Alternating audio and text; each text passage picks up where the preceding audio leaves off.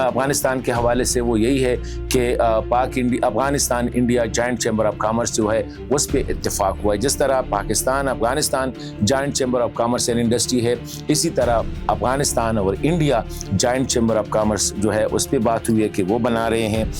افغان سے جو ایکسپورٹس ہے اس کو آسان سہل بنانے کے لیے, کیونکہ ایک ہی مارکیٹ ان کے لیے, کیونکہ فروٹ وغیرہ ہو گئے, ساری چیزیں تو نہیں ایران لے جا سکتے, نہ سنٹرل ایشیا, وہاں پہ پہلے سے تو یہ چیزیں ہیں. تو انڈیا ایک بہت بڑی مارکیٹ ہے افغان ایکسپورٹس کے لیے, تو اسی حوالے سے یہ ایئر کوریڈور اس کو مزید آسان بنانے کے اور چابہار کی جو کیپیسٹی ہے اس کو بڑھانے کے لیے اور اس کی کنیکٹیوٹی کے حوالے سے بات چیت جو ہے اس وقت جاری ہے. لیکن دوسری سائڈ پہ افغان تاجر جو ہے جن سے میری بات ہو رہی ہے گزشتہ 4-5 دنوں سے, تو کسی نے بھی اس آئیڈیا کو اپروو نہیں کیا ہے. کہتے ہیں یہ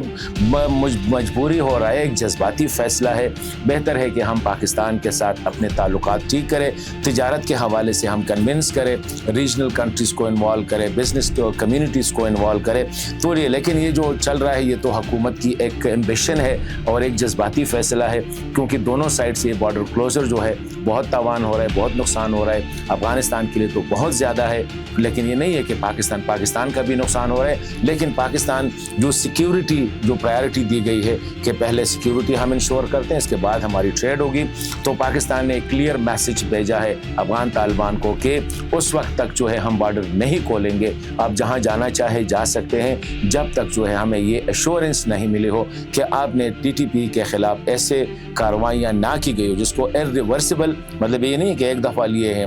مسلسل اور ساتھ ہی جو ہے ویریفائبل ہو, جس کو ہم ویریفائی بھی کر سکے. تو ٹینشن برقرار ہے.